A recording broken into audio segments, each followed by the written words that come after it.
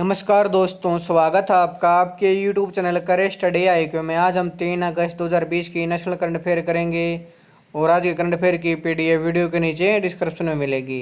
आज का पहला प्रश्न है, हाल ही में किसको संयुक्त राष्ट्र महासचिव एंटोनियो गुटेरेस ने अपने नए सलाहकार समूह में शामिल किया है? हमारे ऑप्शन है राजीव सिंह को, मनीषा शेरावत को, अर्चना सोरंग को, इनमें से कोई नहीं। इसका सही आंसर है अर्चना सोरंग को। भारतीय जलवायु कार्यकर्ता अर्चना सोरंग को संयुक्त राष्ट्र महासचिव एंटोनियो गुटेरेस ने अपने नए सलाहकार समूह में शामिल किया है, जिसमें युवा नेता शामिल हैं जो बिगड़ते जलवायु संकट से निपटने के लिए दृष्टिकोण और समाधान प्रदान करेंगे। वैश्विक निकाय कोड 19 से उभरने के प्रयासों के तहत जलवायु परिवर्तन से निपटने की दिशा में कार्य को गति देने के लिए प्रयास कर रहा है। इस कदम के साथ अर्चना सोरंग दुनिया भर के 6 अन्य युवा जलवायु नेताओं में शामिल हो जाती हैं, जिन्हें संयुक्त राष्ट्र महासचिव एंटोनियो गुटेरेस ने जलवायु परिवर्तन पर अपने नए युवा सलाहकार समूह में जगह दी है।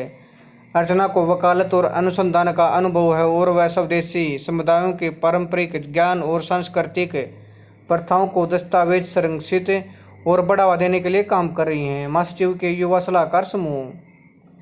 जलवायु परिवर्तन पर महासचिव के युवा सलाहकार समूह के सदस्य सभी क्षेत्रों के साथ साथ छोटे द्वीप राज्यों के युवाओं की विविध आवाज़ों का प्रतिनिधित्व करते हैं। वे जलवायु परिवर्तन विज्ञान से लेकर सामुदायिक जुड़ाव, उद्यमशीलता से लेकर राजनीति और उद्योग से लेकर संरक्षण तक के दृष्टिकोण और समाधान पेश करेंगे। 18 से 28 वर्ष के बीच की आयु वाले युवा कार्यकर्ता संयुक्त राष्ट्र प्रमुख को नियमित रूप से वैश्विक कार्यवाही और जलवायु संकट से निपटने की महत्वाकांक्षा में तेजी लाने की सलाह देंगे। हमारा अगला प्रश्न है, हाल ही में किस मंत्रालय द्वारा अनलॉक 3 के लिए नए दिशा निर्देश जारी किए गए हैं जो 31 अगस्त 2020 तक मान्य होंगे? हमारे वित्त मंत्रालय द्वारा, गृह मंत्रालय द्वारा, शिक्षा मंत्रालय द्वारा, इनमें से कोई नहीं। इसका सही आंसर है गृह मंत्रालय द्वारा।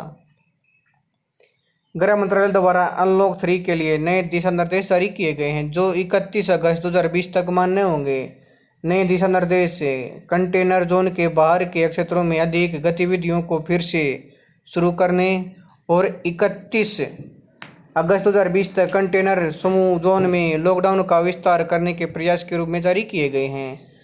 अनलॉक 3 के लिए नए दिशा निर्देश।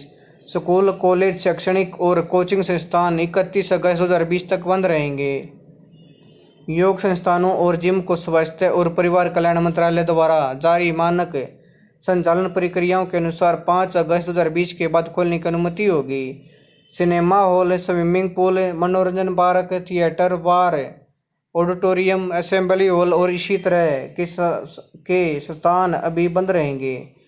MHA द्वारा अनुमति के अनुसार अंतर्राष्ट्रीय हवाई यात्रा, मेट्रो रेल, सामाजिक, राजनीतिक, खेल, मनोरंजन, शैक्षणिक, सांस्कृतिक, धार्मिक कार्यों के साथ साथ अन्य बड़े कार्यक्रम पर लगी पाबंदी जारी रहेगी। अनलॉक 3 दिशा निर्देशों के अनुसार कंटेनमेंट जोन में लॉकडाउन 31 अगस्त 2020 तक लागू रहेगा। कंटेनमेंट जोन में केवल जरूरी गतिविधियों की अनुमति होगी। हमारा अगला प्रश्न है, हाल ही में किसकी अध्यक्षता में केंद्रीय मंत्रिमंडल ने नई राष्ट्रीय शिक्षा नीति 2020 को मंजूरी दे दी है? हमारे अमित शाह द्वारा, प्रकाश जावड़ेकर द्वारा, नरेंद्र मोदी द्वारा, उपयोग सभी। इसका सही आंसर है नरेंद्र मोदी द्वारा। प्रधानमंत्री श्री नरेंद्र मोदी की अध्यक्षता में केंद्रीय मंत्रिमंडल ने नई राष्ट्रीय शिक्षा नीति 2020 को मंजूरी दे दी है। हाल ही में स्वीकृत राष्ट्रीय शिक्षा नीति 2020 34 वर्षीय राष्ट्रीय शिक्षा नीति 1986 की जगह लेगी। राष्ट्रीय शिक्षा नीति 2020 21वीं सदी की पहली शिक्षा नीति है और स्कूल और उच्च शिक्षा दोनों क्षेत्रों में परिवर्तनकारी सुधार लाने का लक्ष्य है। राष्ट्रीय शिक्षा नीति 2020 सतत विकास के लिए 2030 एजेंडा से जुड़ी है और यह एक्सेस, इक्विटी, क्वालिटी, अफोर्डेबिलिटी और अकाउंटेबिलिटी के आधारभूत स्तंभों पर आधारित है। इसमें 2035 तक 50% सकल नामांकन अनुपात का लक्ष्य है और कई प्रवेश और निकास के लिए प्रावधान है। यह 21वीं सदी की आवश्यकताओं के अनुसार स्कूल और कॉलेज की शिक्षा को अधिक समग्र, लचीली और बहु विषयक बनाकर भारत को एक जीवंत ज्ञान समाज और वैश्विक ज्ञान महाशक्ति में बदलने का प्रयास करेगी। केंद्रीय मानव संसाधन विकास मंत्री हैं रमेश पोखरियाल निशंक। हमारा अगला प्रश्न है, हाल ही में उन्नत भारत अभियान भारतीय प्रौद्योगिकी संस्थान दिल्ली और विजना भारती नई दिल्ली ने किसके साथ एक त्रिपक्षीय समझौता ज्ञापन पर हस्ताक्षर किए हैं? वर्षन WHO, CSIR, ICMR, DRDO। इसका सही आंसर है CSIR।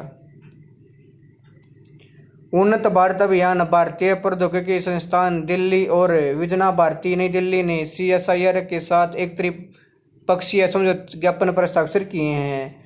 हस्ताक्षरित समझौता ज्ञापन UBA के लिए CSIR ग्रामीण प्रौद्योगिकियों तक पहुंच प्रदान करेगा। यह भारत के ग्रामीण विकास के लिए उन्नत भारत अभियान के क्षेत्र में संयुक्त कार्रवाई के साथ साथ सहयोग की नींव भी रखेगा। उन्नत भारत अभियान मानव संसाधन विकास मंत्रालय का प्रमुख राष्ट्रीय कार्यक्रम है, जिसका उद्देश्य नॉलेज इंस्टीट्यूशंस को सक्षम बनाकर ग्रामीण भारत की विकास प्रक्रियाओं में क्रांतिकारी और सकारात्मक परिवर्तन लाना है, ताकि वे समावेशी भारत की वास्तुकला का निर्माण कर सकें। समझौता ज्ञापन में CSIR, IIT दिल्ली और विजना भारती के बीच प्रभावी समन्वय होगा, ताकि उन्नत भारत अभियान के उद्देश्यों को पूरा किया जा सके। हमारा अगला प्रश्न है, हाल ही में पावर फाइनेंस कॉरपोरेशन ने किसके साथ स्मार्ट ग्रिड टेक्नोलॉजी में प्रशिक्षण, अनुसंधान और उद्यमिता विकास के लिए एक समझौते पर हस्ताक्षर किए हैं? IIT Delhi, IIT Kanpur, IIT Madras, IIT Bombay. इसका सही answer IIT Kanpur. Power finance corporation ने भारतीय प्रौद्योगिकी संस्थान कानपुर के साथ स्मार्ट ग्रिड टेक्नोलॉजी में प्रशिक्षण, अनुसंधान और उद्यमिता विकास के लिए एक समझौते ज्ञापन पर हस्ताक्षर किए हैं। समझौता एक वर्चुअल प्लेटफॉर्म पर था। समझौते का उद्देश्य स्मार्ट ग्रिड प्रौद्योगिकी पर अनुसंधान और विकास के लिए बुनियादी ढांचे के विकास में IIT कानपुर को सहायता प्रदान करना है। समझौते के तहत PFC IIT कानपुर को 2,38,97,000 रुपये की वित्तीय सहायता प्रदान करेगा। परियोजना के हिस्से के रूप में IIT कानपुर 90 प्रतिभागियों को स्मार्ट ग्रिड तकनीक पर प्रशिक्षण प्रदान करेगा और 9 चयनित उम्मीदवारों को फेलोशिप प्रदान करेगा, जिनमें IIT कानपुर के स्टार्टअप इनोवेशन और इनक्यूबेशन सेंटर द्वारा सहायता प्रदान की जाएगी और उद्यमशीलता की गतिविधियों में हिस्सा लेने के लिए प्रोत्साहित किया जाएगा। IIT कानपुर के अध्यक्ष हैं के राधाकृष्णन। इसके निदेशक हैं अभय करिंदरकर। उसके PFC के अध्यक्ष और MD हैं रविंद्र सिंह ढिल्लो। PFC का मुख्यालय है नई दिल्ली में। हमारा अगला प्रश्न है, हाल ही में किस बैंक ने कोविड-19 महामारी के प्रति सरकार की आपातकालीन प्रतिक्रिया का समर्थन करने के लिए अपने एशिया प्रशांत आपदा प्रतिक्रिया कोष से भारत को $3 मिलियन लगभग 22 करोड़ रुपए के अनुदान को मंजूरी दी है? स्टेट बैंक ऑफ इंडिया द्वारा, एशियाई विकास बैंक द्वारा, पंजाब नेशनल बैंक द्वारा, इनमें से कोई नहीं। इसका सही आंसर है एशियाई विकास बैंक द्वारा। एशियाई विकास बैंक ने कोविड-19 महामारी के प्रति सरकार की आपातकालीन प्रतिक्रिया का समर्थन करने के लिए अपने एशिया प्रशांत आपदा प्रतिक्रिया कोष से भारत को $3 मिलियन लगभग 22 करोड़ रुपए के अनुदान को मंजूरी दी है। जापानी सरकार द्वारा वित्त पोषित इस अनुदान का उपयोग भारत के कोविड-19 प्रतिक्रिया को मजबूत करने के लिए थर्मल स्कैनर और आवश्यक वस्तुओं की खरीद के लिए किया जाएगा। इस समर्थन से रोग निगरानी को बढ़ावा मिलेगा और अर्ली डिटेक्शन, कॉन्टैक्ट ट्रैकिंग व उपचार में मदद मिलेगी। एशियाई विकास बैंक के अध्यक्ष हैं मत्सुगु असाकावा। इसका मुख्यालय है मांडलुयांग, फिलीपींस में। इसकी स्थापना 19 दिसंबर 1966 को की गई। हमारा अगला प्रश्न है, हाल में मानव तस्करी के खिलाफ विश्व दिवस कब बनाया गया? 30 जुलाई, 31 जुलाई, 1 अगस्त, 2 अगस्त। इसका सही आंसर है 30 जुलाई को। संयुक्त राष्ट्र हर साल 30 जुलाई को मानव तस्करी के खिलाफ विश्व दिवस के रूप में मनाता है। महासभा ने वर्ष 2013 में 30 जुलाई को मानव तस्करी के पीड़ितों की स्थिति के बारे में जागरूकता बढ़ाने और उनके अधिकारों के संवर्धन और संरक्षण के लिए व्यक्तियों में तस्करी के खिलाफ विश्व दिवस के रूप में नामित किया। तस्करी के खिलाफ विश्व दिवस के लिए 2020 की थीम है committed to the cause working on the front line to end human trafficking. मानव थीम मानव तस्करी पहले रिस्पोंडर्स अर्थात प्रतिक्रिया देने वालों पर ध्यान केंद्रित करेगी। वे लोग हैं जो विभिन्न क्षेत्रों में काम करते हैं। तस्करी के पीड़ितों के न्याय के लिए पहचान, समर्थन, परामर्श और न्याय की मांग करना, तस्करों की प्रतिरक्षा को चुनौती देने का कार्य करते हैं। ड्रग्स और अपराध मुख्यालय पर संयुक्त राष्ट्र का कार्यालय है वियना, ऑस्ट्रिया में। इसकी स्थापना 1997 में की गई। मेरा अगला प्रश्न है, हाल ही में कहाँ शिविरों की सफाई के लिए न्यूनतम मानव भागीदारी सुनिश्चित करने के लिए पहले मैनहोल सफाई रोबोट बंदीकोट का उद्घाटन किया गया? प्रश्न गुवाहाटी में, हैदराबाद में, रोहतक में, इनमें से कोई नहीं। इसका सही आंसर है गुवाहाटी में। गुवाहाटी विकास विभाग मंत्रालय ने शिविरों की सफाई के लिए न्यूनतम मानव भागीदारी सुनिश्चित करने के लिए पहले मैनहोल सफाई रोबोट बंदीकोट का उद्घाटन किया है। शिविर मैनहोल की सफाई करने वाला रोबोट पाने वाला गुवाहाटी पूरे पूर्वोत्तर क्षेत्र का पहला शहर है। गुरुग्राम और कोयम्बटूर के बाद मैनहोलों को सफाई को साफ करने के लिए इस नवीन तकनीक की खरीद करने वाला गुवाहाटी पूरे देश में तीसरा शहर है। बंदीकोट रोबोट क्या है? स्वचालित शिविर सफाई रोबोट गुवाहाटी नगर पालिका द्वारा खरीदा गया है। बंदीकोट रोबोट भी दुनिया में अपनी तरह का पहला रोबोट है जो मेक इन इंडिया पहल के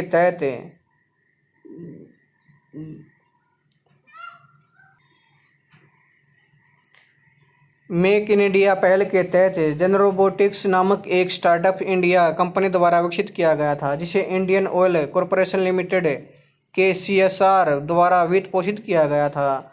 असम के मुख्यमंत्री हैं सर्बानंद सोनोवाल। इसकी राजधानी है दिसपुर। इसके राज्यपाल हैं जगदीश मुखी। मेरा अगला प्रश्न है, हाल ही में किस राज्य में बहुत जरूरी है नामक फसल बीमा अभियान शुरू किया गया? प्रश्न महाराष्ट्र, कर्नाटक, उत्तर प्रदेश, A&B। इसका सही आंसर है A&B दोनों, महाराष्ट्र और कर्नाटक में। भारतीय AXA जनरल इंश्योरेंस ने किसानों के लिए अपनी उपज सुरक्षा और वित्तीय सुरक्षा के बारे में उन्हें प्रोत्साहित करने के लिए महाराष्ट्र और कर्नाटक में बहुत ज़रूरी है नामक फसल बीमा अभियान शुरू किया गया है। इसमें महाराष्ट्र के अहमदनगर, नासिक, चंद्रपुर, सोलापुर, जलगांव, सतारा व कर्नाटक के धारवाड़, मैसूरू और कोंडांगू शामिल हैं। इस अभियान के तहत भारतीय AXA जनरल इंश्योरेंस महाराष्ट्र और कर्नाटक में प्रधानमंत्री फसल बीमा योजना के तहत 3 साल की अवधि के लिए किसानों का बीमा सुनिश्चित करेगी। भारतीय AXA जनरल इंश्योरेंस ने 3 साल के लिए महाराष्ट्र और कर्नाटक की सरकारों से 800 करोड़ रुपए का फसल बीमा अधिदेश प्राप्त किया है। इसके अलावा बहुत ज़रूरी है के तहत कृषक समुदायों को फसल बीमा की प्रासंगिकता और महत्व के बारे में जागरूक किया जाएगा, जो कि बेमौसम बारिश, मानसून की विफलता, तूफान, बाढ़, कीट और रोग जैसे कारकों के कारण फसल के नुकसान से ग्रामीण संकट को कम करना है। भारतीय AXA जनरल इंश्योरेंस का मुख्यालय है मुंबई, महाराष्ट्र में। इसके MD और CEO हैं संजीव श्रीनिवासन। हमारा अगला प्रश्न है, हाल ही में दिग्गज बॉलीवुड अभिनेत्री कुमकुम का निधन कितनी वर्ष की आयु में हो गया है? हमारा प्रश्न 86 वर्ष, 90 वर्ष, 95 वर्ष, 99 वर्ष। इसका सही आंसर है 86 वर्ष। दिग्गज बॉलीवुड अभिनेता कुमकुम का निधन 86 वर्ष की आयु में हो गया है।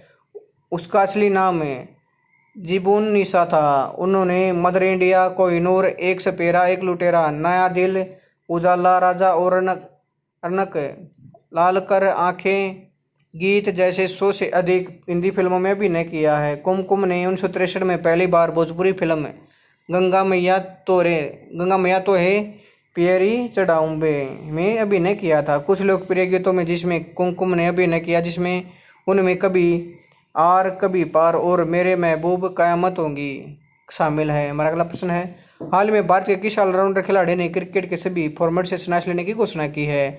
और फिर रजत भाटिया ने, यूसुफ पठान ने, विराट कोहली ने, इनमें से कोई नहीं। इसका सही आंसर है रजत भाटिया ने। दिग्गज भारतीय घरेलू ऑलराउंडर रजत भाटिया ने क्रिकेट के सभी फॉर्मेट से संन्यास लेने की घोषणा की है। उन्होंने 1999 2000 में तमिलनाडु से अपने करियर की शुरुआत की। हालांकि उन्होंने अपना अधिकांश क्रिकेट दिल्ली के लिए खेला है। रजत भाटिया का करियर, भाटिया ने 112 फर्स्ट क्लास मैच खेले, जिनमें 49.10 की औसत से 6482 रन बनाए और लगभग 28 की औसत से 137 विकेट लिए। साथ ही उन्होंने 119 लिस्ट ए गेम और 146 T20 भी खेले हैं। उन्हें आखिरी बार 2019 में प्रथम श्रेणी का मैच खेला और रणजी ट्रॉफी 2018-19 सत्र में 700 रन बनाए। इसके अलावा भाटिया IPL में भी Delhi Daredevils, Rajasthan Royals, Kolkata night Riders और राइजिंग पुणे सुपर जायंट्स के लिए भी खेल चुके हैं। महाराज का आखिरी प्रश्न, हाल ही में किस डिजिटल वॉलेट कंपनी ने MPay.me नामक एक नई UPI लिंक सेवा शुरू की है जो यूजर्स को किसी भी UPI पेमेंट्स ऐप से पैसे भेजने और प्राप्त करने में सक्षम बनाएगी? मतलब एयरटेल, मोबिक्विक, रिलायंस जियो, इनमें से कोई नहीं। इसका सही आंसर है MobiKwik. Digital wallet company MobiKwik ने MPay.me नामक एक नई UPI लिंक सेवा शुरू की है जो यूजर्स को किसी भी UPI पेमेंट्स ऐप से पैसे भेजने और प्राप्त करने में सक्षम बनाएगी। MPay.me का इस्तेमाल कर बनाया गया सिंगल लिंक पैसे भेजने और प्राप्त करने के लिए कभी भी साझा किया जा सकता है, जो मोबाइल के साथ साथ डेस्कटॉप पर भी काम करेगा।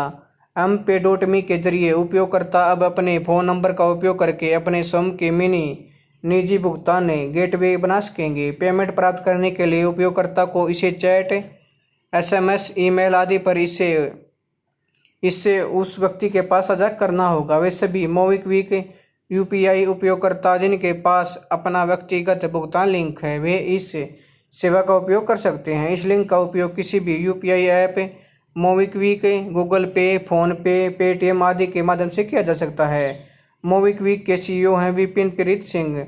इसका मुख्यालय है गुरुग्राम में। दोस्तों, अगर आपको वीडियो पसंद आए तो आप मेरे YouTube चैनल कष्ट आइकन को लाइक करें, इस चैनल को सब्सक्राइब करें और इसके बेल आइकन को दबा दें ताकि आने वाली हर वीडियो का नोटिफिकेशन आपको टाइम पे मिलता रहे। धन्यवाद दोस्तों।